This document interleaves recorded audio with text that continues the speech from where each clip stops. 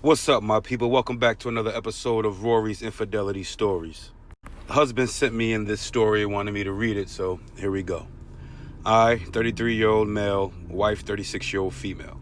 I'm going to try to condense this as much as possible. I noticed over the summer my wife was extremely stressed from her job. She recently was promoted and had taken on way more responsibilities at work. Understandably, I didn't take things too personally when she would come home stressed or wake up in a grumpy mood. I didn't mind her venting to me and hearing her out and trying to be as supporting as I could. Additionally, she worked a graveyard shift, so her sleep was always never enough, plus picking up hours to help her boss out. We got into some pretty harsh fights at a few points during the time span in which she was the instigator.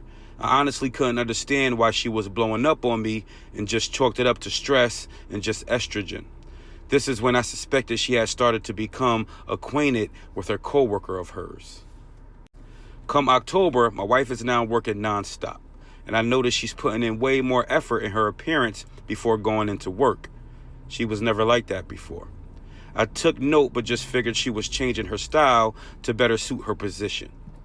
This is when I think she had made up her mind to physically cheat with this other guy. Me and her were barely spending any time together, and she just seemed severely disinterested in anything I was doing. She became a lot more withdrawn from me. She used to tell me about everything that was going on at her job, but not anymore. Barely a conversation. She would literally just get up and go to work, come home, and sleep, and repeat. One night, after we came home from touring our potential school for our daughter, we got into an argument. Essentially, she never communicated to me that she was going into work that night, and I was looking forward to us spending some time together that night. The same night after the argument, I just felt like something was off, and straight up asked her, "Is there anyone else?" which she vehemently denied, calling me crazy and ridiculous. Fast forward about a week or two, I picked up an air tag and taped it under her car. Her behavior got increasingly more disrespectful and erratic, and she started hanging out with these girls against my wishes. Another fight happened, and she leaves the house telling me she was calling into work. Side note, this woman is mad for no reason, being less attentive to their man, now want to go out with the new girls, there's definitely signs of another guy.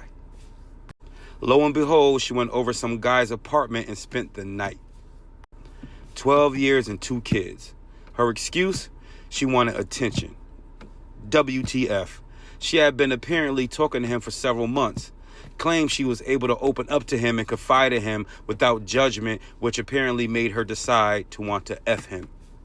When a woman or a man in a relationship claim the other person they can open up to the other person, that only means they're talking about the person they're with. Because you could have told the person you were with pretty much anything. We've done everything. Therapy, me pouring my heart out, conversation after conversation. Months later, she's still in a communication with him. It's pretty much a done deal with us. I'm legitimately traumatized by the betrayal and deception. It's hard to fathom how someone that you would take a bullet for can just rip your heart out like that. I made up my mind that this is the end, and I just want to tell my story to someone that may be going through the same thing. I'm filing for divorce today, and I just want to thank Rory for reading my story. I appreciate it. Got to be more careful. Hey, you're welcome, player. I just want to tell people in relationships, look out for them signs. When that person was all over you, now they ain't all over you no more. You could barely touch them, could barely have a conversation with them. That's because their mind and their energy is focused somewhere else. And once somebody checks out mentally, the physical goes right behind them. Got to be more careful. Till the next time, Rory's Infidelity Stories. I holla.